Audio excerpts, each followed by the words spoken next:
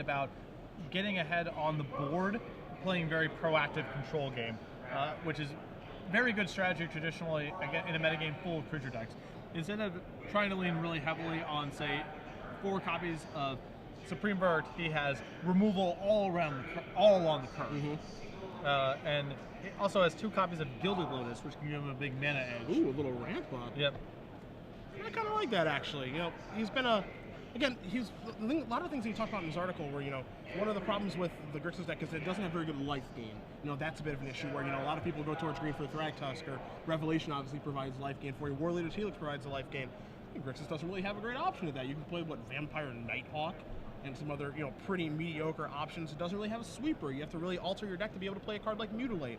Mizzy Mortars with Overload is kind of a sweeper. I mean, that's 6 mana. Yeah, and I'll tell you from our proto testing, not that any of us played Izzet or anything along those lines, but the combination of Izzet Staticaster and Ral Zarek against creature decks is so powerful. That's like a very real thing. Yeah, I mean, each of those cards individually are quite good against creature decks, and together it's just lights out. I mean, so Staticaster is a card that, you know, it kind of, that's a card that kind of ebbs and flows, which makes sense. You know, when there's a deck like Naya Blitz or, you know, a Junk Aristocrats type deck, which Kyle Blankenship is playing, Staticaster is pretty much the last card you want to play against. As you take a look at Blankenship's deck, he's got 4 Blood Artists, he's got Cartel Aristocrat, Doom Traveler, Skristak, High Priest, he's got 2 Strangleroot Guys, 2 Varls, 4 Royce of Resurgence, 1 Bloodthrone Vampire as well. You look at some of his spells, he has 3 Grizzly Salvage, 3 Lingering Souls, 3 Tragic Slips, and then a card that doesn't see a ton of play, but you're going to find in this deck list, and it's kind of the backbone of what Blankenship's trying to do here, is 3 copies of Immortal Servitude. He's got a ton of 2s in his deck to be able to bring back, so I think that card can actually play a pretty big role in this matchup, because it doesn't look like Chapin's going to have a lot of problems killing a lot of creatures, but can he kill the second wave of them is a really big question. Immortal Servitude seems excellent in this matchup. So a little bit more about Kyle Blankenship for you guys from Bradenton, Florida. Only top finish that he really has is 8th place at the SCG in Orlando from a couple months ago. And just a little fun fact, he is incredibly happy to be on camera and happy to be 6-0, and hard not to be. Yep, so you see Chapin leave off here with a Watery Grave and a Blood Crypt. Kyle will likely have one of his 2 drops this turn. It is Skurzad High Priest. So he kind of wants to get that online, trying to pump a demon out here. We've seen the interaction with this card before, you know, normally followed up by a Doom Traveler and a Cartel Aristocrat to kind of get the ball rolling, but Chapin is going to get that out of here right now. He's going to cast a Devil's Play, a card that we'll bring up on the camera for you, a Singleton, and this Fireball that hasn't seen play for a little while, actually. Yeah, a lot of Chapin's deck here is he has 3 copies of Divination. These are a lot of fringe players in control decks. Divination? But if there's anyone I would trust to have the sort of the right read on what the suite of random control cards they should be playing is, it's definitely Patrick. All right, so a follow-up High Priest here for Blankenship, and we're going to pass the turn back. Chapin does draw another Water Grave, it looks like here. So, yeah, I mean, there's some interesting cards and some interesting numbers in Pat's deck. You can definitely tell that he's, you know, worked on this quite a bit, I think.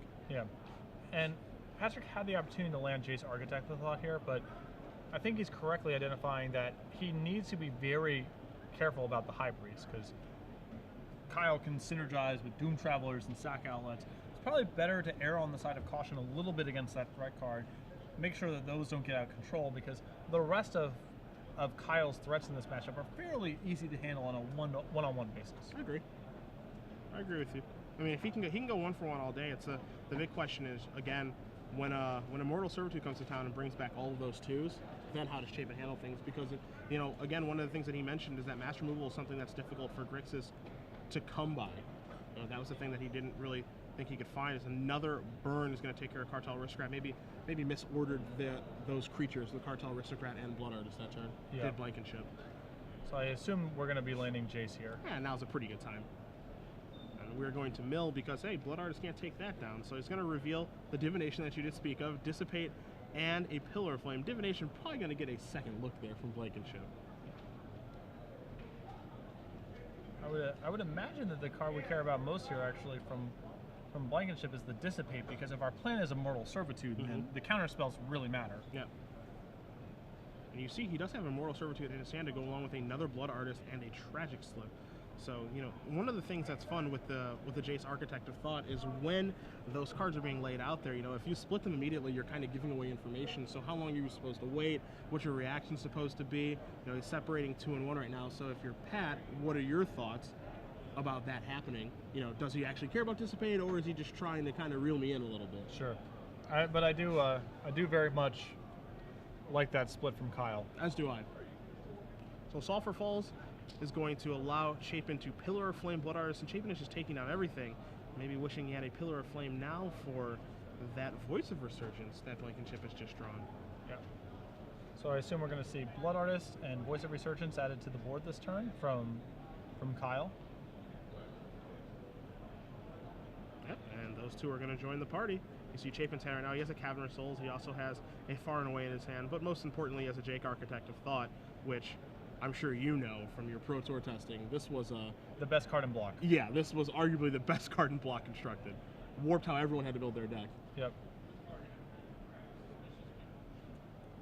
So let's see how Pat wants to start his turn. Yeah, I think he's debating between what he wants to do with Jace or if he wants to lead with Divination. How do you lead here? I probably I would Jace first because he has some really big plays he can find, whether it's Ralzeric or is it Staticaster, what have you. I think that it informs more of his decision making than the Divination does. And he has all of his mana available in case he draws something big. Chapin going to play a Cavern of Souls naming Human, and it looks like he is, well, so 5 mana. This is going to be a fused. Oh, we're flashing back the Devil's Play. Yep. So Devil's Play is going to take care of that, and Jace is going to tick up for the Cumberstone effect. So -1/-0 on the attacks. Sure. Okay, that play also makes quite a bit of sense. Yeah. I forgot about the Devil's Play lingering in the graveyard. Ah, most do. Most do. I don't see that one anymore. But now this is an insane window if Kyle can draw a black source of mana, because he can stick the Immortal Servitude, get back a bunch of creatures. It allows the Elemental to just flat take out Jace. 2, 3, 4, and 5. And how can you not? Immortal Servitude for 2. 1, 2, Pretty 3, impressive. and 4. Not a card that's seen a lot of constructed play so far, but it was really good there. Yeah, so Pat goes through all this work of trying to 1-for-1 Blankenship into the ground. Blankenship plays Immortal Servitude for 2. You see it on the screen there for you. Return each creature card with converted mana cost X from the graveyard to the battlefield. X was 2, and now Jace is going to go bye-bye. And now Chapin has got some work to do. Oh, yeah. And isn't it ironic that Dissipate is the draw for the turn for Pat? Yeah. All that hard work undone. With one single card. Not to mention, you know, all those creatures are back, but the elemental token there that's tapped and sideways, yeah, that thing is huge right now. Absolutely huge. So now Divination here from Chapin. Going to find himself 2 new cards, 2 lands, or what he found in Dragon Skull Summon and Nephalia Drown Yard. And again, right now, the other big thing here too, Patrick, is that he has to cast level spells on his turn, because if he doesn't, Voice of Resurgence text actually becomes relevant. Yeah, no. You don't want that to happen. Again, this Grixis deck, not much in the way of sweepers. Yep. Sack to Cartel Aristocrat, I assume to get a Blood Artist trigger in response to this far.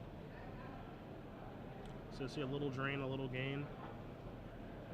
And Chapin just going to pass the turn back. So he is in some serious trouble here, as Blankenship is going to draw a card for his turn. Doesn't really need to add very much to his board, but wants to make sure everything is correct, and he does.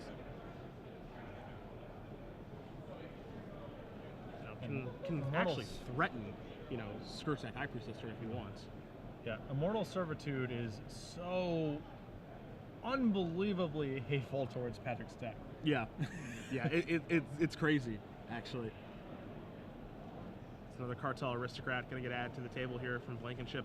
It's going to drastically change, I think, that way that one, Chapin sideboards for the next game, but two, how he plays the next game. Because I think he's going to be, you know, we saw a lot of 1-for-1 trades. I think he's going to be pretty conservative the next game, and potentially the next 2 games if he does win the second one, about how he wants to go about his plans, because I feel like he's going to bluff and or leave up Dissipate or some other counter magic a lot moving forward.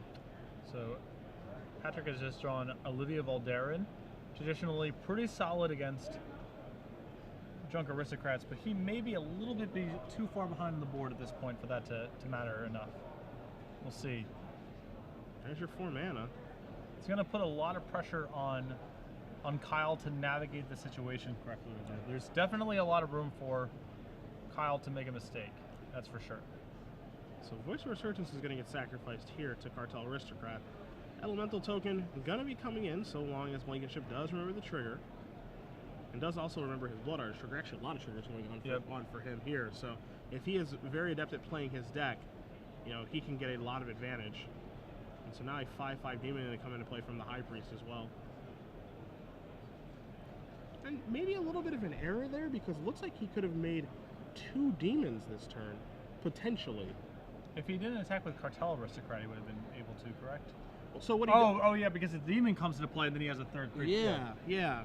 That's something he could have potentially done. So it may have been a slight misstep. Of course, Chapin could just break that up with exactly what he did here, which is activate Olivia to shoot down Blood Artist. But if he uses Blood Artist, the point is relatively moot now because the Tragic Slip with Morbid is going to take down the Olivia Voldaren. But he could have had another 5/5 demon token if he does order things correctly. At the end of the day, not a big deal because Patrick Chapin is scooping up his permanent. So Kyle Blankenship is going to win game number 1. A devastating Immortal Servitude. Yes. A card that really has not gotten that much, really not much view. I've seen it as one-ofs and sideboards on occasion in similar decks, but playing that many copies main clearly has paid off for Kyle so far and was just incredible in that game. I mean, you have to imagine if we were to bring Kyle Blankenship into the booth right now, from the middle of this game where he's sideboarding, and ask how many times have you taken people by surprise with Mortal Servitude today, I think the answer would be, 5 or 6. No one saw it coming. What's more interesting is, if you asked Patrick, what do you think the odds are that you're winning this game the turn before he was Immortal Servitude when he had Jace in play, Divination in hand? He probably would have said, I don't know, 90+%. Would have been a reasonable guess there. Yeah. Instead, he was handily defeated. So we're going to go over sideboards here for you guys. In between game number 1 and 2, we're going to take a look at Patrick Chapin's first as he is going to be on the play for game 2. So here's another copy of his Staticaster, which is traditionally excellent against Junk Aristocrats. He has a Rolling Templar, which is awesome here.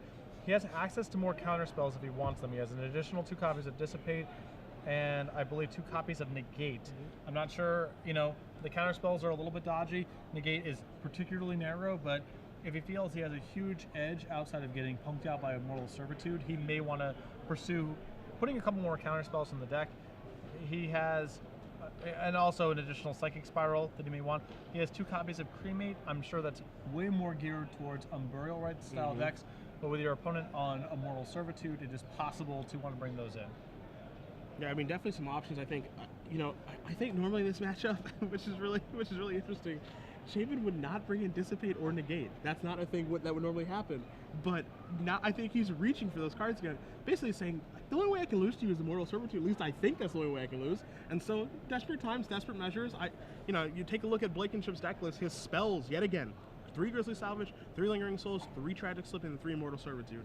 Those are spells that you do not bring Negate in for. Right. But if you can't beat Immortal Servitude, or you're that scared of it resolving, then I think you do bring a Negate.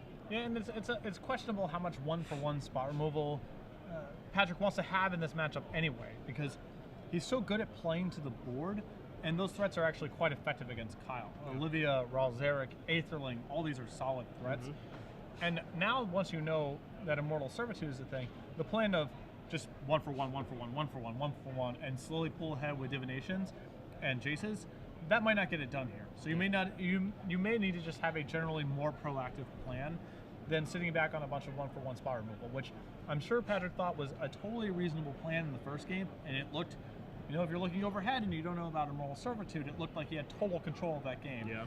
But now, knowing that Servitude is a thing, you may have to reevaluate the way you're pursuing the matchup. We'll take a look at Blankenship's sideboard here very quickly. 1 Garrett Relentless, 2 Ray Revelation, 2 Duress, 3 Unflinching Courage, 3 Deathrite Shaman, 3 Abrupt Decay, and 1 Devour Flesh. This is going to be not much of a surprise when I say that he does not have cards that are geared towards beating the Grixis control deck. Yeah, I'm not really sure what those cards would even be, yeah, really. Me the either. 4th Immortal Servitude, I guess, yeah. would be the card. I mean, 2 Duresses are certainly interesting in a deck that has a ton of spells and very few creatures.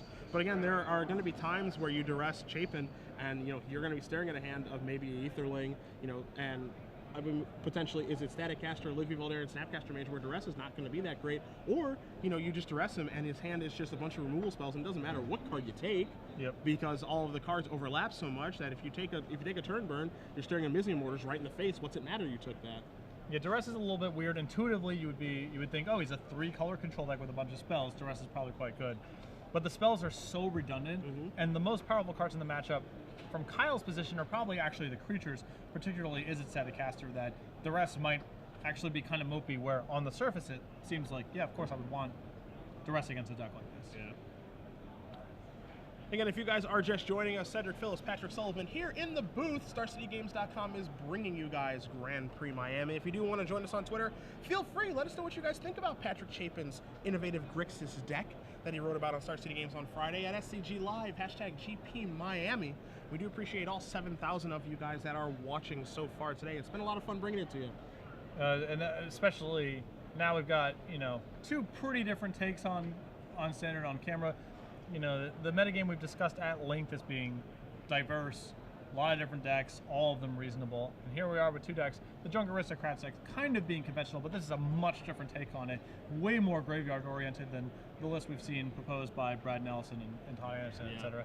And here's Patrick Chapin playing Grixis in a format where, with the exception of really Gerard Fabiano, there haven't been a lot of loud proponents for the deck. And Chapin's take on the deck, much different than the one that Gerard has been advocating. Agreed? So we'll take a look at the openers here. You see that Blankenship does have at least 2 lands in the form of Temple Gardens. You see Chapin taking a look at his as well. See a Blood Crypt on the edge. The rest are a little bit hidden here, but we'll see if either player wants to keep their starting 7, because one thing that Blankenship does not have is black mana. But he is going to keep, Chapin is going to play a Blood Crypt, and game number 2 is underway. As we see Vault of the Archangel at the top for Kyle. Just a 1 of in his 23 lands, but not the most timely time for it. Yes. And we'll start off the action with a Doom Traveler from Kyle. Chapin does have blue mana in the form of Sulphur Falls, so pretty happy to begin. Looks like he has Divination, a lot of spot removal, a Static Caster in hand, looks like a really solid hand for Chapin.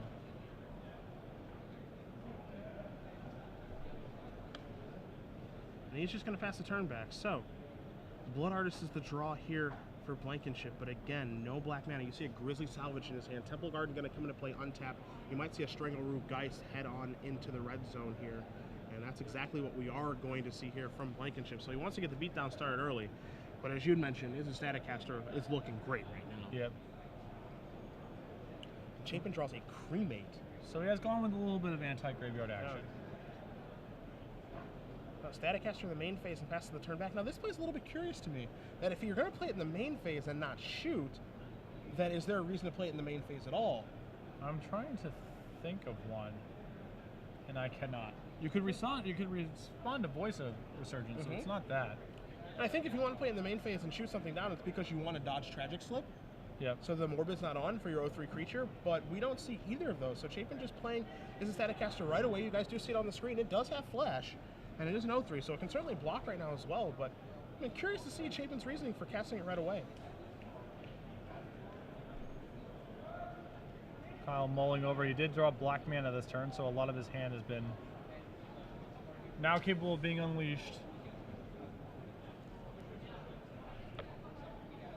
And you know, in the back of Chapin's mind, this entire game, there's a Skirsack High Priest, and the entire game he's going to be thinking about, okay, don't get ruined by Immortal Servitude. Here's a block on the Strangleroot Geist, and going to shoot down Doom Traveler's first half. Spirit Token will be coming shortly.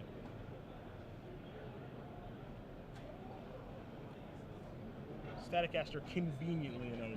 Yep. It's a good deal. So Chapin draws a Water Grave. That's going to come into play. He's going to go down to 15. Let's see if he has any maybe 4-mana Planewalker action. You see a Rolling Tembler in his hand right now, so that can clean up pretty well. Can't take down the Spirit because it does fly, but he can shoot the Strangleroot Geist, let it undie and come back, and then fire away there. But again, if he does that, he ends up putting his shields down and opening himself up, not just yet to a big Immortal Servitude, but It is a little bit scary. We're going to see the cremate play. Okay. Now, Chapin can now pass with Dissipate mana at the ready, too. Yeah, feel a lot more comfortable that way. Yeah. Now, we were wondering if he was going to bring in cremate. As you said, that's a card that's mostly for Unburial Rites decks. Very good against Strangleroot guys in the Undying part of that, especially when you have Static Cast in your deck. Do you like bringing that in, or is it maybe a little too niche? I think it's fine because it cycles, and he might just want to be moving away from having a ton of spot removal in the deck. Okay. Like I said, I believe Chapin's best play in the matchup is to play a little bit more to the board, not sit so much on his heels, because the creatures are very powerful against Kyle, and the threat of Immortal Servitude means that he can't simply kill everything Kyle produces. So I like just streamlining the deck a little bit. So Voice of Resurgence is going to start things, and Dissipate is going to end things as far as our Elemental Deer is concerned. Vault of the Archangel will be Blankenship's land drop for the turn, and he can play that Blood Artist, but how good is that right now? Not very. Into the maw of the active Static Caster, he might have to sit on his hands for a little while here before going down that road. When we take a look through Blankenship's deck list again, he does have three Tragic Slips in his main deck. He also has 3 copies of Abrupt Decay in his sideboard. He did not see Static Caster Game 1, and I think it's safe to assume that Abrupt Decay did not come in, but I think we might see it come in the next game if there is a next one. Yep. And this is the game plan from Chapin's deck that I like much more of. Just be proactive. Static Caster, Olivia, that's where your power is coming from. I like this approach a lot too. He's going to tap some mana on his main phase here. Yeah, so here's Olivia now, threatening to literally just take over the game just easily right now. Somewhat surprised to not see him shoot down the token straight away, as it widens the range of ways Kyle could potentially turn on his High Priest. Yeah, it also just turns on the Morbid for the Tragic Slip that Blankenship has just drawn as well. So I am with you. Now, maybe Chapin's thought process is, he can turn on Tragic Slip at pretty much any point anyway. I'm going to shoot things down with Olivia. I'm going to be shooting things down with Static Caster. So it's almost a given that Tragic Slip is always going to read, with -13 instead of -1/-1. But I think you can do a lot to avoid that being a thing too. Yes. So.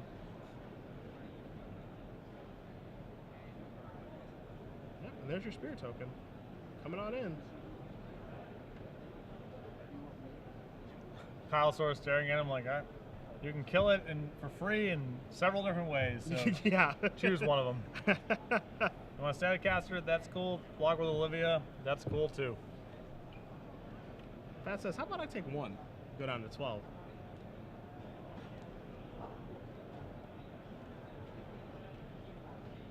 So we are, all right. So we are going to tap the black mana here. I think this is going to be a Grizzly Salvage. Yeah. So what are our 5 cards? Lingering Souls, Swamp, Doom Traveler, Overgrown Tomb, and Immortal Servitude. So I imagine we're just taking the Swamp here, I would guess. Yeah, I mean, I think it's Swamp or Overgrown Tomb, depending on if you feel you need more green mana for whatever reason. I don't feel like it's a Doom Traveler, and you can't take the others, so it is going to be Swamp. And Blankenship has not made his land drop for the turn. Yep. And the black does still allow him to have up Tragic Slip, and Chapin not shooting. So now it's very clear that Pat is playing around Tragic Slip. Yep. Just happy to take his point of damage. I think that attack was a pretty loud indicator that Tragic Slip was at the ready. Mm-hmm. And Patrick now totally happy to untap. He can kind of break up the High Priest at any point now that he has Olivia online, and so he can afford to take a random point, have Kyle be a little inefficient with his mana.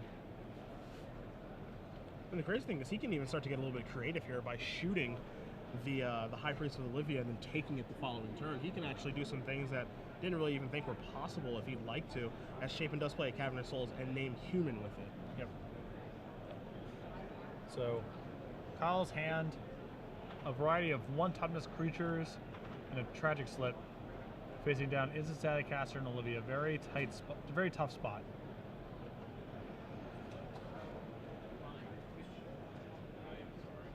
So this is significant because it's the second creature in play that Kyle needs to potentially turn on High Priest, so this might induce a response from Chapin. And anytime that your opponent is playing Blood Artist into it and is a static caster and an Olivia Valderin, you have to be thinking, all right, almost certainly has Tragic Slip or some sort of trick that I have to care about. Yep. Chapin just happy with it responding, allows a 4th creature to hit play. I think we're going to start seeing some fireworks at the end of Kyle's turn here. Yep. It looks like we might see, okay, so we're going to see a shot here. A little bit bigger. Chapin wants to start by killing the High Priestess. That's the... All the other creatures in play are effectively irrelevant. The High Priest is the only one that's threatening to advance Kyle's board in any appreciable way. Yeah. So, if we're going to have a fight, it's going to start here. And then after that, if the coast is pretty much clear for Chapin to kind of do whatever he wants. Yeah. So you see the die that is on. You see the die that is on the High Priest, just signifying that it's a vampire. It's not a +1/+1 counter. Now Chapin is going to shoot his own is a static caster, and keep untapping, making Olivia a 5/5. Still not compelled to act because wow. Kyle does not have an outlet to generate Morbid, so he can still kind of hang back and just build up something awesome here. Yeah, and a huge draw there from Chapin. Chapin drawing a Dissipate for the turn. So, you know, he's done a pretty nice job of controlling Tragic Slip. I wouldn't say he's, you can even say he's playing around it, but he's controlling it and what it's going to do. And now he's drawing a Dissipate to be able to actually counter it from it being good. Yeah, no, Chapin has been incredibly disciplined with the way that he's proceeded with this game. A lot of players would have just potentially opened up to a Tragic Slip, possibly gotten blown out by the High Priest, and as long as Kyle doesn't produce a sacrifice outlet, Chapin is totally happy to play the game at this pace. And now you see rolling Templar, which is a disaster for Kyle. Yeah, Chapin here is announcing that I'm not scared of your Tragic Slip. A, I know you have Tragic Slip. B, you can only cast one this turn. And C, I'm not scared of it anymore. Just a brilliant bit of sequencing over these last couple turns by Chapin. Yeah. Never exposing himself to any risk, and now just blowing up Kyle's board. So you're going to see 3 creatures die again. Rolling Tumbler does not take out any creatures with flying, so Spirit's going to stay. Chapin's own is a static caster, does have 2 damage on it, but after the dust settles, you're going to see 3 Blood Artist triggers, a little drain, a little gain, and a Spirit token coming from the Doom Traveler. And now Chapin can shoot down both of these Spirits and get the board where he likes it, which is clear. Yep.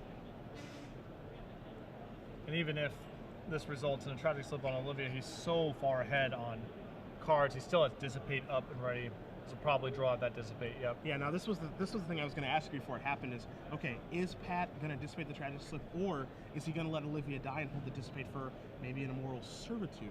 Well, I think at this point he's threatening so much damage here. Olivia is such a dominating presence on the board. Kyle can't. Like the Immortal Servitude, he can still just shoot down all the Blood Artists. Olivia clears kind of everything else, and so even that card's not terribly threatening right now. It still matters. It's still by far Kyle's best draw, but I think that Chapin has it pretty well covered. I agree. So Lingering Souls will be flashed back. 2 Spirit tokens are going to come in here. So there are those. And this again is signifying, if you're Chapin, this is screaming, all right, he either has a Tragic Slip or he's attempting to bluff a Tragic Slip. Yep. Far and away the draw for Chapin this turn to go along with his Divination in hand. All right, fire away. Here we go. And yeah, I figure this may be the case as well. Going to save it with Far, going to bounce his own Olivia, which means he's made it through 2 of the 3 Tragic Slips thus far, and going to recast his Olivia. Is he? 3 and 4. All right. Thought he may cast Divination. Yeah, better to try to close this game out quickly. I would feel like. The Blankenship has drawn a Godless Shrine for the turn to go along with a Ray of Revelation in his hand. A card I'm a little bit surprised to see him bring in. I guess the question you have to ask yourself is, why would he bring that in? The first card that really jumps to mind is Curse of Deathhold from Chapin's deck, which is a card that Pat is known to play in Grixis strategies, as you see him resolve a Divination, but hasn't seen one yet, and from looking at his deck list, isn't even there. Yeah. You see him turn over the Ray on his way out. Chapin with Raw Zarek left over in his hand, but no reason to commit it to the board. Didn't speed up his clock, and so going on to a third game. So Chapin's going to win game number 2 over Blankenship. Grixis Control is going to even it up with Junk Aristocrats. As these players do take a look at their sideboards and reshuffle, you see Blankenship's probably going to go back to the well and put that array back into his sideboard. He hasn't seen a reason to have it in yet. Do want to update records for you guys of people that we are following over the course of this tournament. I know there are a lot of names in attendance that you guys do care about at home. Todd Anderson sitting at 4-2. Playing Junk Aristocrats. We've got Patrick Chapin on camera for you guys, sitting at 6-0 with Grixis Control. Matthew Costa, 6-0 with Blue, White, Red Flash. He's got some Thundermaw Hellkites in his main deck this weekend, but if you've ever seen Costa play or ever one of his feature matches, tapping mana on his own turn, not really his thing. Not a big fan. No. Reed Duke sitting at 6-0, playing Jund, the deck that he's had a lot of success with, over the past couple months. Willie Edel made the trip over here from Brazil, 5-1 with Domri Naya. We also look at William Jensen, who we had on camera last round, defeated Harry Corvasi, to move on to 6-0. He's playing the Jund aggro deck that Brian Kibler had designed. Kibler sitting at 4-2 right now with the same deck. I talked to Brian after last round. He simply said, I'm not playing very well today. Yeah. Yes. Just upfront and honest. You know Brian quite well. Doesn't beat around the bush. He just said, I'm not playing well today. If he feels like he's gotten unlucky, he'll let you know, and if he feels like he's messed up, he'll also let you know. The third person of the trio playing the Jund aggro deck, Owen Turtenwald, former player of the year. He is sitting at 6-0. You take a look at Joel Larson. He is sitting at 4-2, playing the green-white deck of Shuhei Nakamura's design.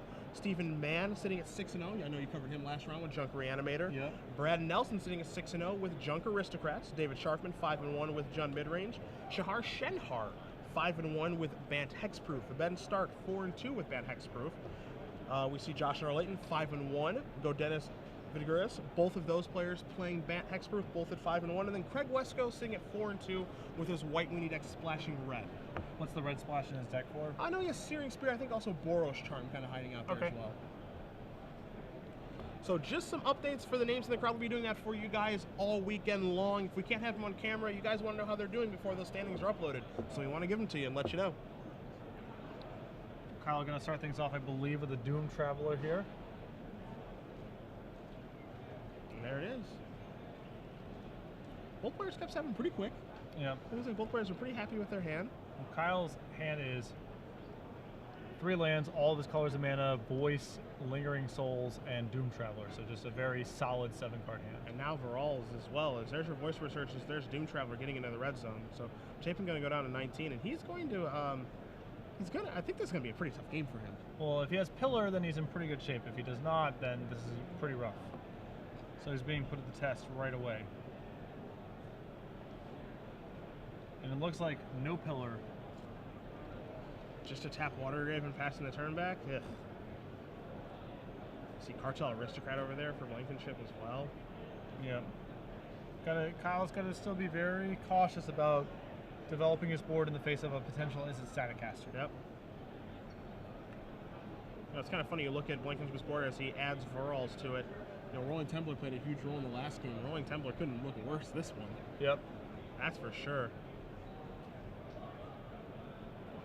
Chapin feels like he's leaning very hard on Pillar of Flame in, against some of the draws that Kyle can produce. And here we are. Blood Crypt, the draw here for Patrick. And how is he going to be able to turn this around? Because, you know, you look at the numbers on these creatures, 2/2, 2/2, and a 1/1. Not really a big deal, but it is a big deal if you can't actually efficiently get them off the board. Yeah. And it's looking like it's going to be very difficult. As you mentioned, he is relying very, very heavily on Pillar of Flame to be able to kind of get himself out of this exact situation. Yeah, I think that the recipe that Chapin has is to try to play Olivia at the highest life total possible. I think that's his best path. He has an Olivia in hand. That really demonstrates that point too, that you mentioned. If you're going to use your turn, or at least your mana, to bounce a Varals on your turn, obviously you can't do it. You don't want to. I'm not gonna say you can't, but you don't want to on your opponent's turn because of Voice of Resurgence. But to have your turn be bounce your Varals pass is it's pretty telling. Yes. As here's a Cremate to remove his own far and away, to generate a little bit of velocity and pass the turn back. So yeah, he is really struggling right now. Right, and he's doing that obviously on his turn to avoid a Voice of Resurgence trigger. Blood Artist, the draw here from Blankenship. So these threats that the Junk Aristocrats deck plays are obviously all very durable against random control cards. Spot removal is not very effective here, and Kyle's putting that on display so far. Now, this is a bit of an interesting play where he's going to just choose to play Blood Artist this turn instead of adding to his board with Varls like he did last turn. I mean, in a way, he's not adding to his clock, and in a way, he is adding to his clock because of what Blood Artist does, and it seems like he wants to get that established, but, you know, that line is questionable. What has changed from the previous turn to make it so he doesn't just want to play Varls again and pass? Yeah, I can't honestly say. Maybe he's feeling like that last turn signifies that Chapin is going to have to just start playing spot removal spells.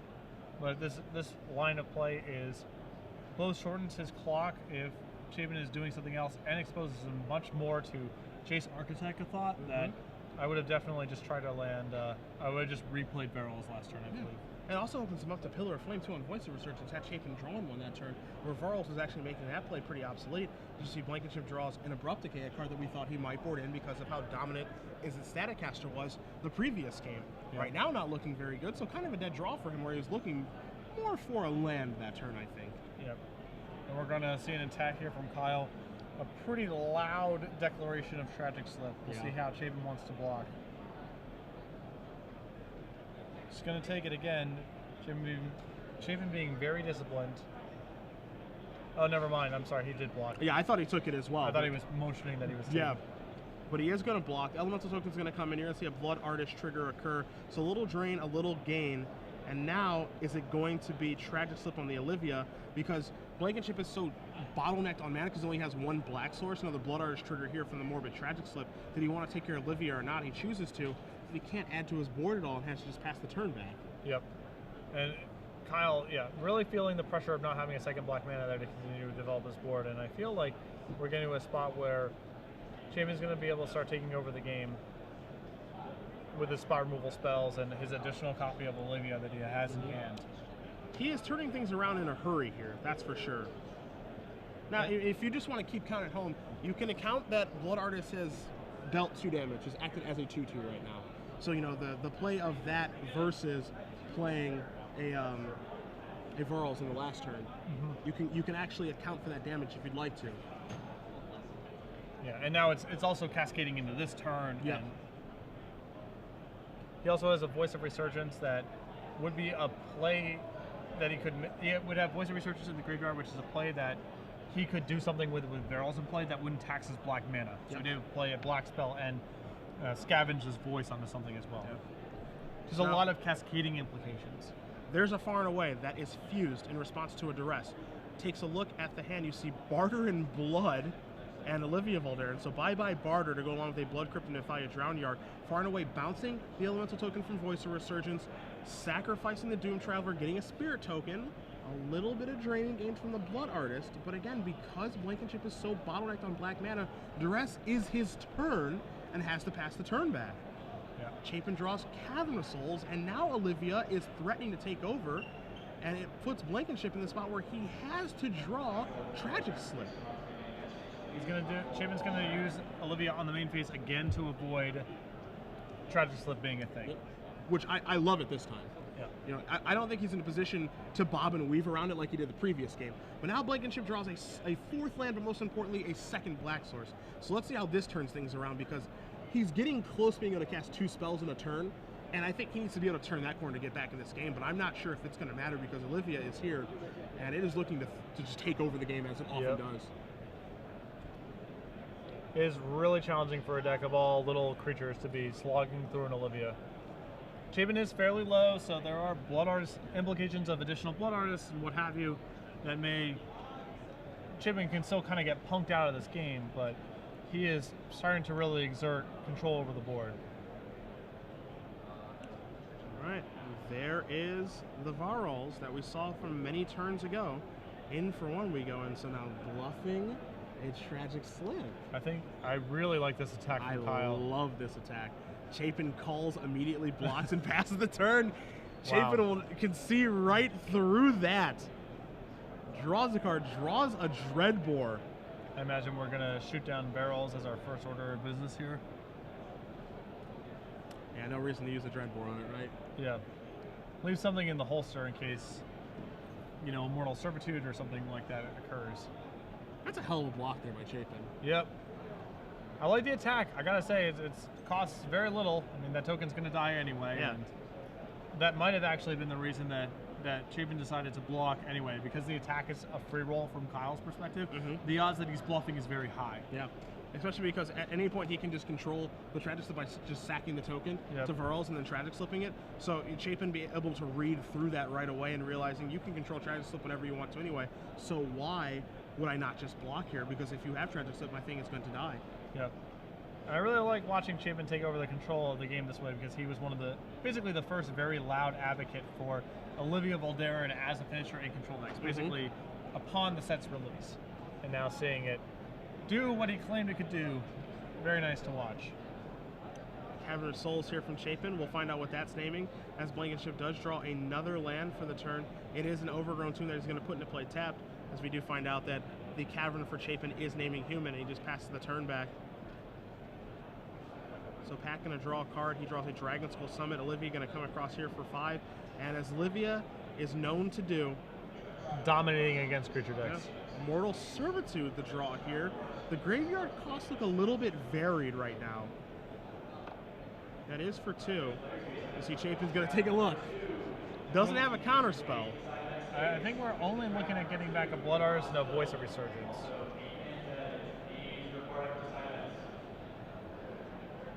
And that looks to be what it is. So Blood Artist is going to shoot that down. No nonsense here from Chapin. Going to grow that Olivia even a little bit larger. Going to untap. He's going to draw a card. It's a Steam Vent's going to come across for lethal. Patrick Chapin does win this match 2-1 over Kyle Blankenship in his innovative take on Junk Aristocrats. Gris's Control, at the very least, Mr. Sullivan, will be playing tomorrow.